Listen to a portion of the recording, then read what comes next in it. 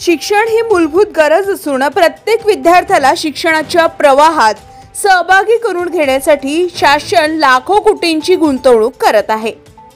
सरकारी शाळांना दर्जेदार सुविधा पुरवण्याच्या गप्पा मोठ्या बड्या मारल्या जातात, मात्र गोंदिया जिल्ह्यात शिक्षण विभागाचा बेशिस्त आणि बेजबाबदार कारभार समोर आलाय। अर्जुनी मोरगाव तालुक्यातील भसबोळण जिल्हा परिषद शाळेत पिण्याच्या पाण्याचा प्रचंड अभाव असून उन्हाळ्याच्या कडाक्यात लहान मुलांना तहानलेलं शिक्षण घ्यावं लागत आहे। ही स्थिती म्हणजे सरकारी व्यवस्थेच्या अपयशाचा आणि निष्काळजीपणाचा जिवंत पुरावाच आहे। भसबोळण जिल्हा परिषद शाळेतील विद्यार्थ्यांसाठी पिण्याच्या पाण्याची कोणतीही व्यवस्था उपलब्ध नाही। शाळेत जरी शिकवणी सुरू असली तरी मूल तहानलेली आहेत। उन्हाच्या झळा दिवसेंदिवस वाढत असताना शाळेत साधं प्यायला पाणी देखील नाही। ही अतिशय गंभीर बाब आहे। शासनाच्या विविध योजना आणि शालेय सुविधांबाबत केले जाणारे दावे केवळ कागदावरच राहिले आहेत का? अनेक दिवसांपासून शाळेत पाण्याचा प्रश्न गंभीर झाला असताना शिक्षण विभागाचे अधिकारी मात्र झोपेचं सोंग घेत आहेत। या परिस्थितीमुळे पालकांच्या मनात संताप उफाळून आलाय। आमच्या मुलांना शिकवायचं की तहान मारून मारायचं असा संतप्त सवाल पालकांनी उपस्थित केलाय। सरकार आणि प्रशासनाच्या निष्काळजीपणामुळे विद्यार्थ्यांचं आरोग्य धोक्यात येत आहे। उन्हाळ्यात पाणी न मिळाल्याने अनेक मुलांना चक्कर सुद्धा येत आहे। या गंभीर समस्येची प्रशासनाने त्वरित दखल न घेतल्यास पालक आंदोलनाचा इशारा देखील देत आहे। गोंदिया जिल्ह्यातील शिक्षण प्रशासनाची उदासीनता येथे स्पष्ट दिसत आहे। जिल्हा परिषदेचे अधिकारी, शिक्षण विभाग, ग्रामपंचायत सगळेच गप्प।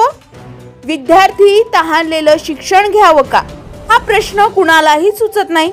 सरकारी शाळेमध्ये सुधारणा करण्याच्या मोठ्या घोषणा फक्त कागदावरच शिल्लक राहिल्यात। जर तातडीनं पिण्याच्या पाण्याची सोय केली नाही तर पालक आणि ग्रामस्थ मोठ्या प्रमाणावर आंदोलन छेडण्याच्या तयारीत देखील आहे।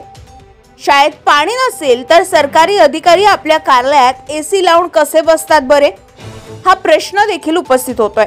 गजा महाराष्ट्र 24 न्यूज करिता आकाश नंदागवळी, अर्जुनी मोरगाव, गोंदिया। दादा तुझं नाव काय आहे? माझे पूर्ण नाव हमन विकेश कुमरे। कुठे राहतोस? भसबोळण। कुठे शिकतोस? प्राथमिक शाळेत। प्राथमिक शाळेत। तर इथंच शिकतोस ना? हो। तर मला एक सांग, इथं पाण्याची व्यवस्था आहे? नाही। नाही आहे? हो।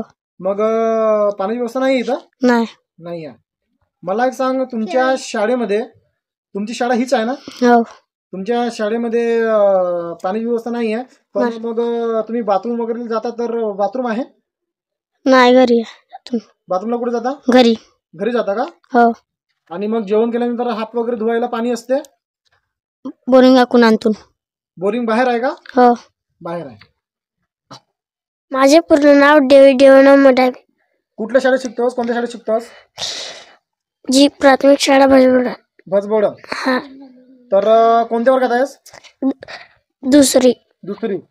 तर तुझ्या शाळेमध्ये पाणी प्यायला भेटतो?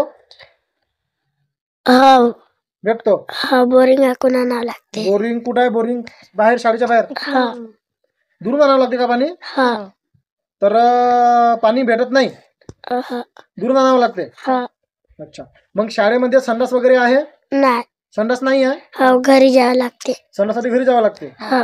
आणि बाथरूम आहे? नाही, आहे। बाथरूम आहे? हा। तर बाथरूम तर मोडलेली आहे। बाथरूम साठी मग कुठे जाता? बाथरूम साठी कुठे जाता? घरीच? घरीच। घरीच।